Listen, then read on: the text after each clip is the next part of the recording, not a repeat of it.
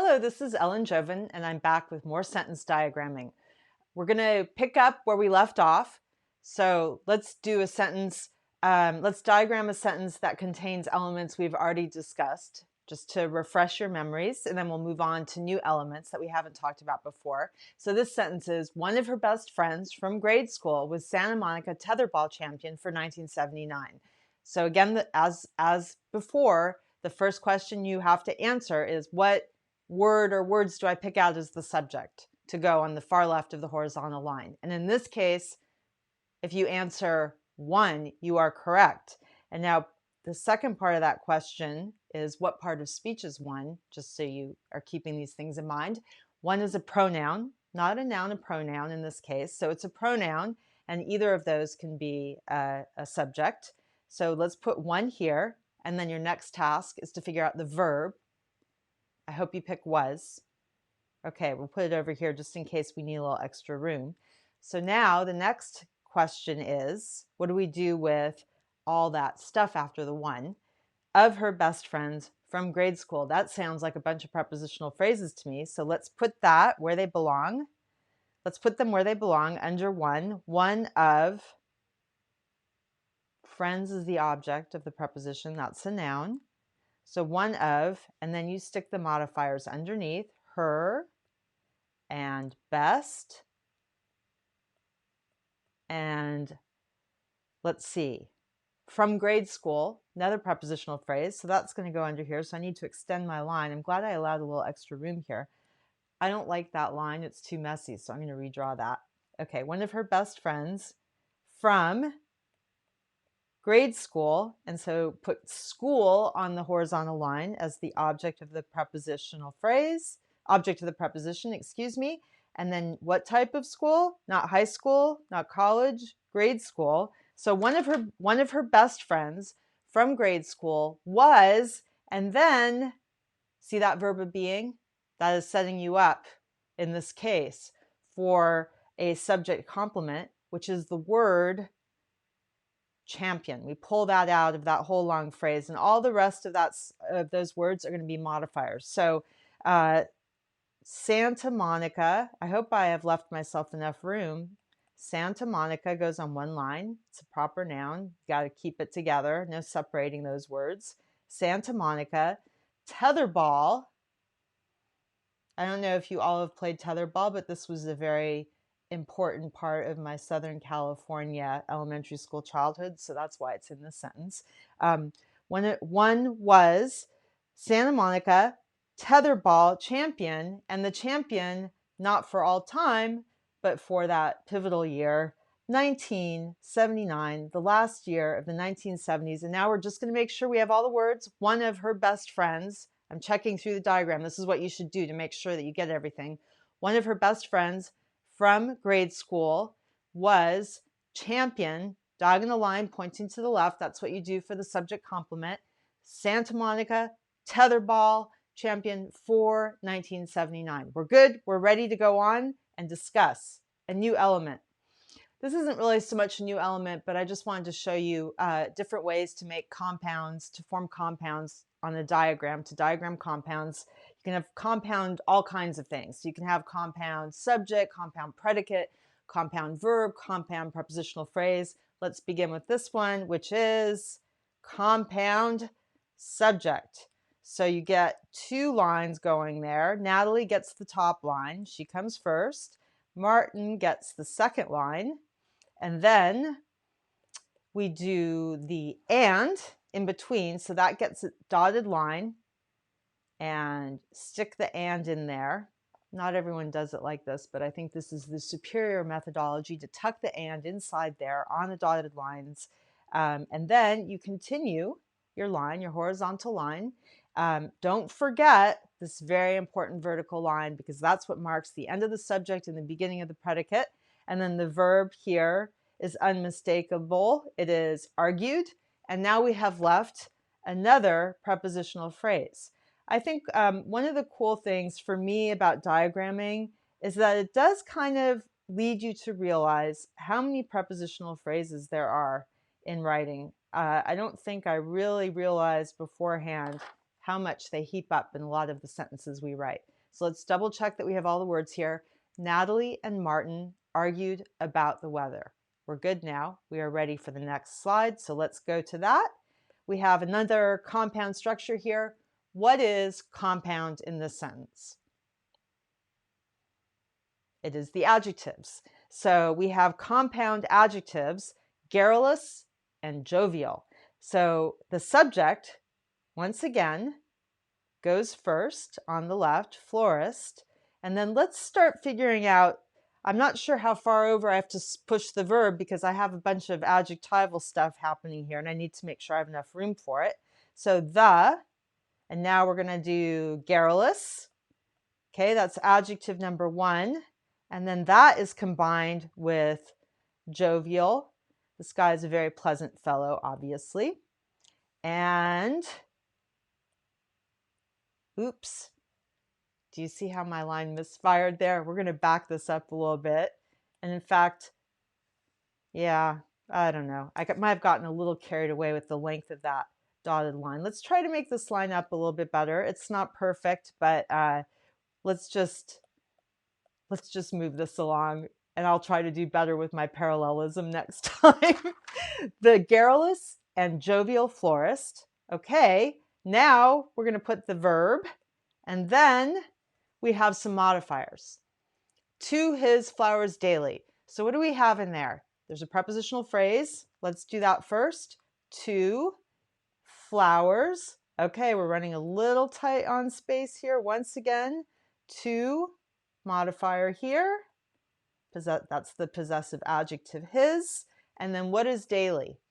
Daily is an adverb telling you frequency, not weekly, not monthly, but daily. He is a dedicated florist. So let's audit the sentence for all the words now. We have florist sings, the garrulous and jovial florist sings to his flowers daily. I feel good about this. We're ready to move along. And I believe I came up with one more. Yes, I did. One more compound element for you. The next compound structure we're going to deal with is a compound. Actually, look at this for a second. We diagram sentences in toasted past participles. What is the compound structure here? In this case, it's a compound predicate, and you can see what that looks like in a second. So I'm going to make a 2-part predicate here. Don't forget the subject, the line that separates subject and predicate. And then we'll put the first half of the predicate up here, diagrammed as the verb. And then what is sentences?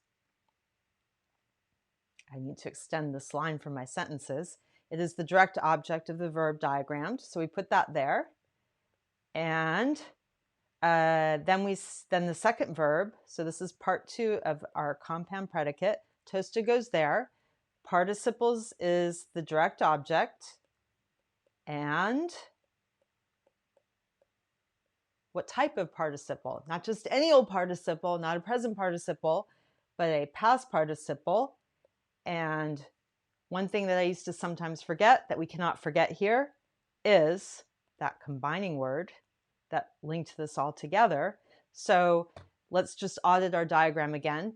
We diagrammed direct object sentences and toasted direct object participles, what type past. So we're all set.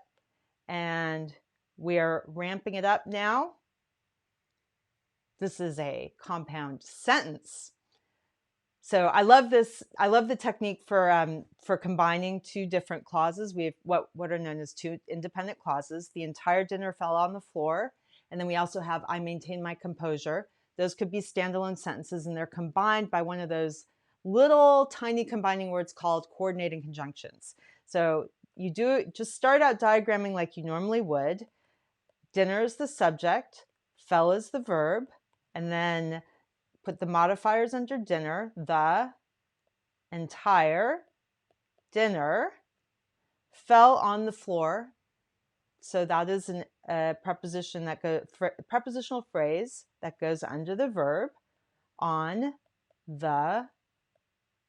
You know what? I think I should back this up a second because I didn't leave quite as much room as I would like to so that you can see this really cleanly. we have to use a little dotted line to connect our two clauses. So I'm going to put this further over.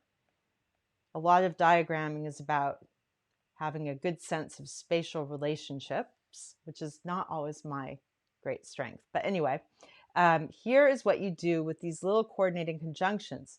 You put a dotted line, and then a lot of times the horizontal one where you put the actual conjunction is solid. So I like the blend of textures on this connecting line. Then more dottedness, and you connect the verbs here. So I'm going to put maintained first just to make sure I line this up correctly, and then I'll extend my line backwards. The two different clauses sometimes line up spatially. Sometimes one might need to be squished over a little bit. It doesn't really matter. The key here is to get the right combining schematic in there. So you put a coordinating conjunction line, which is dot, dot, dot, solid, dot, dot, dot. Okay, and then I maintained composure is clause part 2. We can't forget that. So the entire dinner fell on the floor, but I maintained my composure. This looks pretty cool, right? This is one of our, I think this is maybe our coolest one so far. And I just wanted to do a quick review with you of the coordinating conjunctions. You may or may not remember this mnemonic device, memory aid, fanboys, not really a word, but it sounds like one. And the great thing about coordinating conjunctions is that there are 7 of them, and you can use this sort of word to remember them. Each letter is the first letter of one of the 7 coordinating conjunctions, and all of them are 3 letters or shorter. So what do you think the first one is? For. The next one is the most obvious and common one, and N is for nor. Then we have but, then or, then yet, and so. Here's how you should think of it. If you have what could be a sentence, then one of these 7 coordinating conjunctions, then another what could be a sentence, you use the diagramming technique that we just used on the previous page. So keep that in mind for your compound sentences, okay? Let's try it with this one now. Terrence couldn't find a knife, so he cut the vegetables with a paper cutter. We put Terrence up on the top line, and then I stuck something in here which I enjoy, and I hope you do too. So the verbs are could find, and you may notice I just took out the nt. So that is couldn't is a contraction for could not. We're going to take that nt and we're going to put it on the adverb line. This is where you see your nots show up, but we'll just do nt because we don't have the O. So couldn't find, and then what is knife? This, I hope this will leap into your head now. This is a direct object. So what could he not find? He could not find that knife. So Terrence couldn't find a knife. And then, so I'm starting this further over this time. That's fine. I don't think there's any particular rule about where the connecting happens, as long as you're connecting the verb of one independent clause to the verb of another. So I'll put cut, which is the verb. Uh-oh, this is going to be tight. Let's see what happens. He, big line, cut vegetables. I'm going to have to cheat here. If I were in school submitting this as homework, I would just have to start over again and move the whole thing up. So the trick here is I shouldn't have put so many dotted lines in my so lines, because then I could have just had it a little higher up vertically. That's the trick. So he cut the vegetables. How did he cut them? With, I'm almost going to make it here. I'm going to write small, with cutter, and then I put the 2 modifiers below. And this one you will just have to imagine that the word paper is on that line. Okay, I'm going to write it horizontally here, but never ever do this on any sentence diagramming homework because this is ugly. I'm just doing it under time pressure here. Okay, so Terrence couldn't find a knife, so he cut the vegetables with a paper cutter. We're ready. Let's move it along. Well, just one more compound sentence here, but bringing in other elements that we've been working on. Meg is afraid of subjunctive. So Meg, big line, is, and then as soon as you see that verb of being, you know it's not going to be a direct object right after it. She is afraid. What is she afraid of? She's afraid of subjunctive. She shouldn't be afraid of subjunctive. There's hardly any subjunctive in English anyway, so there's not much left to be afraid of. Meg is afraid of subjunctive. And I'm going to do this on this time. I think I have this positioned well. Okay. And Brian's weakness is, we want to line up the verbs. Don't forget that. Don't connect the verb to the subject. It's verb to verb in these compound sentences. So now the subject is weakness. And I brought in another element that I wanted to show you because it's good to know how to do these. When you have a possessive before a noun like this, you just stick it below on an adjective line. That's where those get put. Brian, whose weakness? Brian's weakness is another subject complement. So once again, that line pointing to the left back towards the subject. And let's just do an audit of this one. Meg is afraid of subjunctive, and Brian's weakness is semicolons. You may question my verbing of social distance, but since I'm the one holding the Apple Pen, I decided I could get away with it. So we are going to use social distance as a verb, and I'm going to put it in the verb position. Ogden is the subject. Social distanced. Okay, and I'm going to keep it together hyphenated because that's how I'm using it. Social distanced. We have something new here, and we have to prepare for it. See that word because? That is an example of a word that introduces what you may have learned in school as a subordinate or a dependent clause. Same thing, subordinate or dependent clause. And those begin with words like when, although, if, as, and it's a long, long list. It's not a short list like the coordinating conjunctions. So this sentence consists of an independent clause, which we have just put up here, or part of which we have just put up here. Ogden social distanced. Let's do this now. Let's do the with pleasure. And now I have to show you this, the system for diagramming dependent clauses. So you put the main clause or independent clause first. Those are synonymous terms, main clause and independent clause. And then you do a dotted line. So this is different. There's no, sort of step thing as you see on the regular, the independent clauses and the coordinating conjunctions that we were just diagramming. You put the subordinating conjunction here. And just a warning, these lines point in all directions. I mean, a lot of times they'll be lined up to be parallel with the prepositional phrases, but not necessarily. You might see them veer to the left. They might be more straight up and down. But the key thing is just to make a straight line with dots.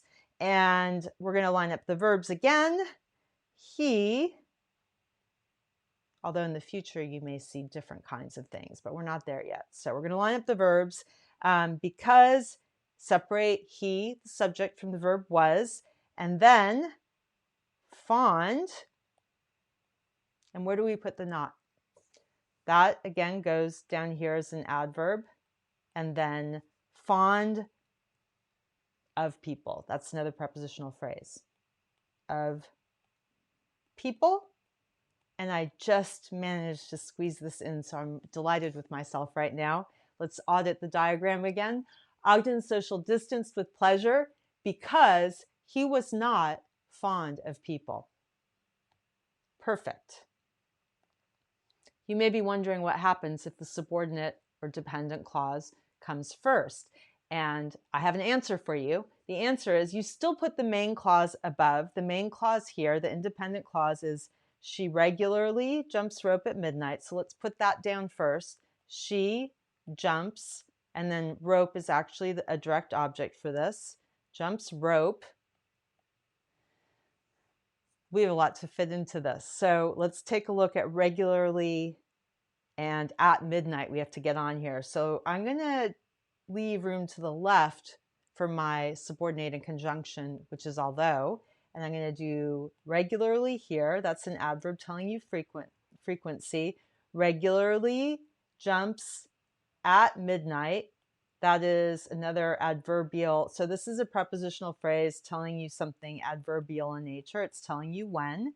And now I'm going to stick the although here. And this is how you know which clause comes first, because I've just stuck a capital letter on the beginning of that word. So that tells you when you look at the diagram, even though she jumps rope is up at the top, you know that the second part has to come, the bottom part actually comes first in the sentence. So let's give me a little more room. And then I'm going to connect this to the verb again, pays. And tenant is the subject. What goes under tenant? My and upstairs. Oops. My upstairs. Tenant pays rent, direct object, her rent. What do we do with the prepositional phrase on time? This tells us something about timing, so it goes under the verb on time. I just want to confess I'm really bothered by that messy horizontal line I just drew where the time is. It's really bugging me, but I'm just going to try to roll with it and move along. Let's audit our diagram again. Although my upstairs tenant pays her rent, I'm looking at the diagram, not the sentence, pays her rent on time, she regularly jumps rope at midnight. We have all the elements and you're doing great. Let's do something easy now. I just wanted to show you the basics of diagramming questions. In this case, you actually diagram it in sentence order. So you invert it as though you were answering the question. You put remote in the subject position. Where's the remote? The remote is somewhere. So remote is, put the modifier under remote, and then this is adverbial, so you stick it here, and you can tell that this is a question because where is capitalized. So someone looking at this would know immediately, especially if you make your W really conspicuously big, someone looking at this would know immediately that this stands for, who knows sentence diagramming, this stands for where is the remote. Okay.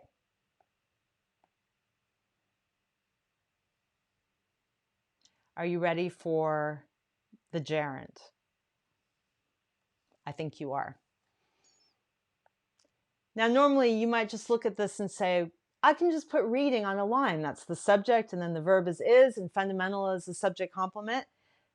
No, you can't, because there are special schematics involved in diagramming these ing forms used as nouns. So we're going to do something a little fancier. I know it's a little weird looking, isn't it? So you do a kind of step thing. Maybe I'll make this a little longer. And then there are different systems for writing the words, but this one is one of the most common ones. You do a little step, and then the ing form as a noun, the gerund, goes in this kind of weird curly fashion. And then you just diagram the rest like you normally would. And just to explain, make sure that you see the difference between reading as a noun here and reading as a verb. If I said, I am reading, reading in that sentence would be a verb. It's describing an action, and it's part of the present continuous, what's known as present progressive or present continuous. Am reading, I am reading, I'm in the middle of reading. This is more like a thing. Can you feel the thinghood of it? So you diagram it in this funky way. This is not my favorite my favorite element of sentence diagramming aesthetically, because I feel it's a little, I don't know, it's a little clunky looking. You know, if it were a piece of architecture, it might be kind of unfashionable. It just doesn't feel as chic as some of the other things. But we're just, you know, we're doing, I'm not reinventing diagramming. I'm just telling you how it works. We have another sentence with an ing form now, cooking. And if you look at it and how it's functioning, it's not a verb here. It's not like saying, Their son is cooking. It's their 8-year-old son enjoys X, enjoys this thing called cooking. So it's an ing form as a verb, an ing form as a noun again. That's a gerund. And we're going to diagram that as a direct object. But it's a little more complicated looking than some of our other direct objects have been because we have to do that funky gerund line. So let's see what that looks like. Son enjoys, and I've left myself some extra space here because we have to do some things that we don't normally have to do. So I'm gonna make this line a little taller than I might normally. Okay, we're gonna go right into the blue cloud I drew there, I think. Enjoys, so cooking goes here. The ing form is the thing that we're gonna curl around. And now we have an object for this cooking word, which is meals. Okay, so now, oh my goodness, this is going to be a lot of long adjectives. So the hyphenated things in this sentence, for course, an 8-year-old, you keep those together. The hyphen absolves you of all responsibility to figure out anything more complicated about the relationships of the words in the hyphenated forms to each other. You just stick them on that adjective line here. So there goes here, and 8-year-old son goes here. Let's see if we can squish that in. There, 8-year-old. If you have trouble with hyphens, which many people do, don't get distracted by that now. Maybe there will be a video about that in the future, but we're just going to leave it there on the line for now. Their 8-year-old son enjoys, direct object line, cooking 4-course meals. Are we all set? I'm eyeing this. I think we are.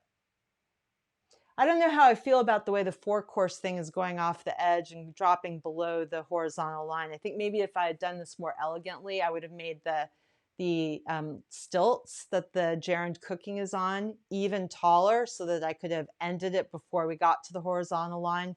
But you know, these are more question of personal aesthetics than absolutes probably. So I'm going to just try to live with my drawing deficiencies. The final sentence of the day combines 2 different uses of an ing form. So I think this is helpful to distinguish the whole array of functions that ing words can have in a sentence. Listening to an agonizingly long Zoom call, Lila dreamed of fishing. So that introductory phrase, listening to an agonizingly long Zoom call, that whole thing describes Lila, and that gets diagrammed differently than the other ing form in the sentence, which is a gerund. Fishing is a gerund. She dreamed of, see that preposition right there? Of is a preposition, fishing is the object of that preposition, but we have to do something new. This is our last innovative structure of the day. Lila, and then you do listening on a line here, and what happens with these? This is a participial phrase. Is that ringing any bells for English class memories of days gone by? So it all this stuff describes Lila. So you make the ing form curl around this line. I don't really love this either. I think it looks a little messy. I like my angles sharper. But anyway, this is how it's done. And then you do the prepositional phrase to. Okay, now what is the word that is the object of a preposition? If you look at that sentence, we have to an agonizingly long Zoom call. Diagramming enables us to pull out the spine of these elements. So call goes here, and now we have to put the modifiers underneath. I just hope I left enough room.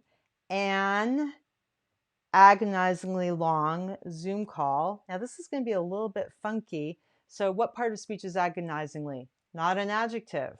The adjective here is long, and agonizingly is an adverb that goes with that. Then I'm pretty much going to run out of room to write unless I write really, really tinily. Okay, so agonizingly, it was agonizing to write agonizingly. Okay. Lila, listening to an agonizingly long, I'm missing one of my adjectives. So here we put it. Zoom. I'm so troubled by how messy this is. I have to work on my talking and drawing skills. That can be my next project. Okay, so now we have dreamed and of goes underneath it. And now don't just put fishing on this line. Don't forget you have special responsibilities with these ing forms. If they're not straight verbs used in a present progressive, past progressive, future progressive tense, you have to stick them on these special, the ing form as a noun goes on the special gerund line. Okay, here we go. Now I'm going to arc it around like that. Let's do an audit and then we'll be done. Lila, okay, no. Listening to an agonizingly long Zoom call, all of that describes Lila. That's a part of introductory participial phrase. Lila, end of subject. Dreamed is the verb. Of, fishing is a prepositional phrase. Fishing is a gerund. It is an ing verb form used as a noun. And you should go have a rest now because this was a lot of hard work. But good job, and there's more to come in our next sentence diagramming session. So I look forward to that with you. Bye-bye.